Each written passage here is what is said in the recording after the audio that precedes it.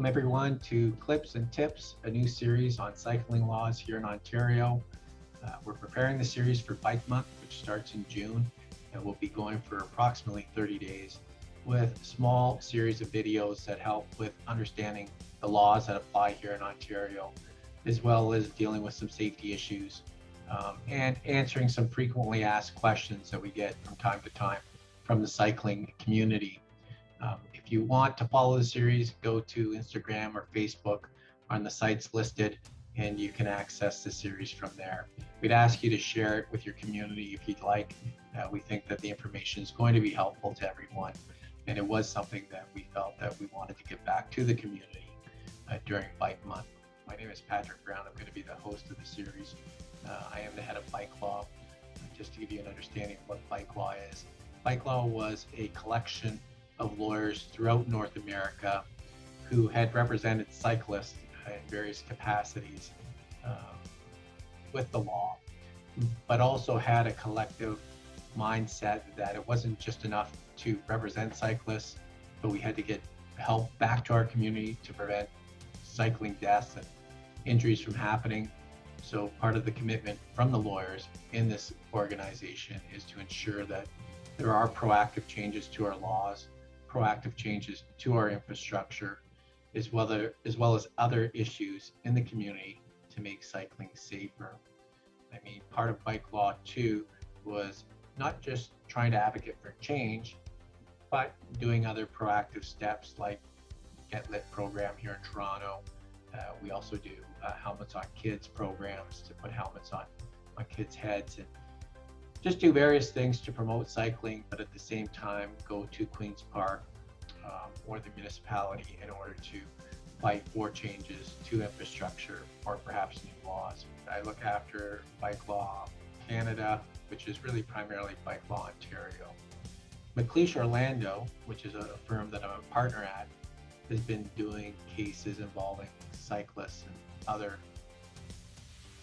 litigation cases involving various aspects for over 20 years. And it's been committed to certainly representing at the highest quality individuals who have been harmed or those who have lost a loved one at the hands of someone who's been negligent.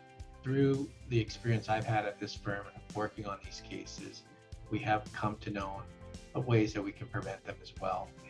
And we are committed as a firm of making sure that these things don't happen in the future. It really started probably 20 years ago when I was doing cycling cases, but then I became more actively involved in places like ARC, which is Advocacy for Respect for Cyclists. And then that morphed into with the Toronto Bike Union, and then eventually I became a director, and then we changed our names to Cycle Toronto. With Albert Cole, I got involved with doing the Ontario Corners Review into cycling and pedestrian deaths. Both Albert and I initiated that because we felt that not enough was being done. And so that went on for about a year, and they came out with some pretty good recommendations.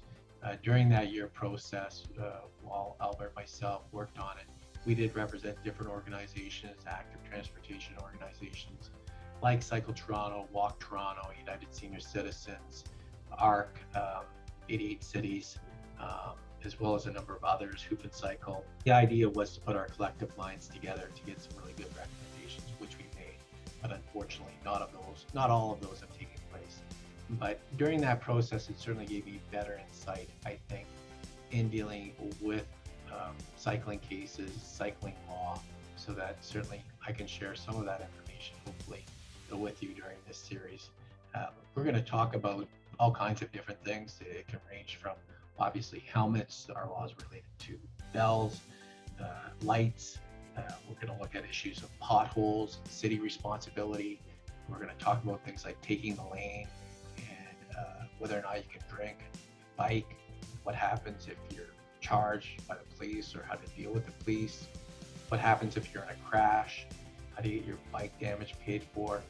We're going to deal with different issues also involving the cycling community within the system. We're going to talk about different aspects, and hopefully from these small clips, you'll get a better understanding of how the laws work in relation to the cycling community, certainly here in Ontario.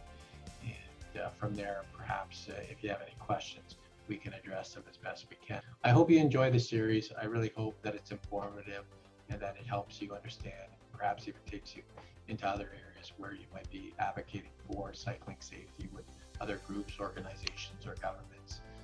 Feel free to share it, like I said, and we look forward to doing this. So thanks.